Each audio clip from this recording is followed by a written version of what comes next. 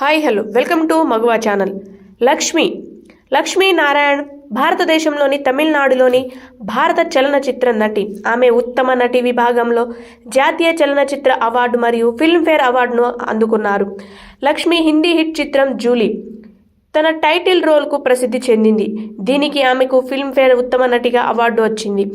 ఆమె మక్కల సైన్యం అనే కన్నడ చిత్రానికి కూడా దర్శకత్వం వహించారు. ఆమె తండ్రి ఎరగుడిపాటి వరదరావు ఆంధ్రప్రదేశ్లోని నెల్లూరుకు చెందినవారు. ప్రముఖ సామాజిక సమస్యలతో వ్యవహరించే చలనచిత్ర నిర్మాత మరియు నటుడు. ఆమె తల్లి కుమారి రూఖమణి తమిళ నటి. ఆమె తల్లి నుంగంబాక్కం జానకి కూడా నటి. వారు ఆమెను సినిమాల్లోకి సులభతరంగా చేశారు. ఆమెను 3 తరాల సినిమా నటిగా మార్చారు. సినిమాల్లో నటించడం ప్రారంభించినప్పుడు ఆమెకు 15 ఏళ్ళు. ఆమె మొదటి చిత్రం జీవనాంశం ఆమె తమిళ చిత్రం. ఆమె 1970లో దక్షిణ భారతదేశంలో స్టార్ అయ్యింది మరియు కన్నడ, తెలుగు, తమిళం మరియు మలయాళం అనే 4 దక్షిణ భాషల నుండి కూడా ఆమె నటించారు. ఆమె మలయాళ చిత్రం చట్టకారి, హిందీలో జూలీ మరియు తెలుగులో మిస్ జూలీ ప్రేమ కథగా పునర్నిర్మించబడింది.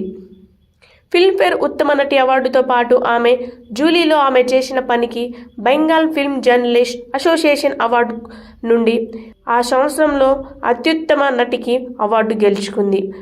ఆమె గ్లామరస్ టచ్తో బహుముఖ నటి. ఒక తెలుగు చిత్రం పంతులమ్మలో ఆమె రంగనాథ్ సరసన నటించింది. ఈమె ఉత్తమ చిత్రాలలో ఒకటిగా గుర్తింపు పొందింది. అయితే జూలీలో ఆమె విజయం సాధించిన తర్వాత ఆమె చాలా హిందీ చిత్రాల్లో నటించలేదు మరియు దానికి బదులు మరిన్ని సౌత్ ఇండియన్ సినిమాలు చేయడంపై దృష్టి పెట్టింది. ఆమె తమిళ చిత్రం సిల నెరంగిల్ సిల మణితర్గల్ ఉత్తమ నటిగా జాతీయ చలనచిత్ర అవార్డును గెలుచుకుంది. తమిళ చిత్రంలో గెలుపొందిన మొదటి దక్షిణ భారతీయ నటి. ప్రముఖ మహిళగా ఆమె కెరీర్ 1980లో ముగిసినప్పుడు ఆమె తల్లిగా మరియు తరువాత అమ్మమ్మగా సహాయక పాత్రలు పోషించడం ప్రారంభించింది. ఆమె జీన్స్లో ఐశ్వర్యరాయ్ అమ్మమ్మగా మరియు హల్చల్లో కరీనా కపూర్ అమ్మమ్మగా నటించింది. దాదాపు 400కు పైగా సినిమాల్లో నటించింది. రాజకీయాల్లో కూడా పాల్గొంది. తమిళ టాక్ షో అచ్చమిల్లైతో సహా 2 టాక్ షోలను హోస్ట్ చేయడానికి లక్ష్మి నటనకు విరామం తీసుకుంది. టాక్ షోలు ముగిసిన తర్వాత ఆమె మళ్లీ సినిమాల్లో నటించింది. ఆమె 4 దక్షిణ భారత భాషల్లో అనర్గళంగా మాట్లాడగలరు. ఆమె టీవీలో ఎదుకదే అలా జీవన అనే కన్నడ షోను కూడా హోస్ట్ చేసింది. వ్యక్తిగత జీవితం. ఆమె 3 పెళ్లిళ్లు చేసుకుంది. ఆమె మొదటి వివాహం భాస్కర్తో జరిగింది.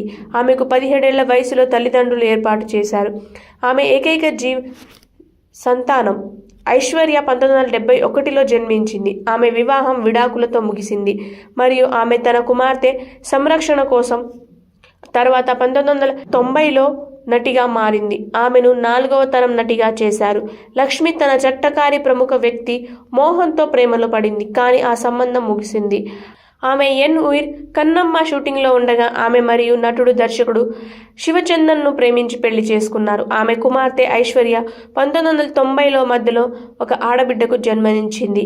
లక్ష్మిని నిజ జీవితంలో అమ్మమ్మగా చేసింది. లక్ష్మి 2001లో ఆడబిడ్డను దత్తత తీసుకుంది. నా పేరు N Satyavathi. Please like, comment, share, subscribe GRTV. Hi, this is Swathi.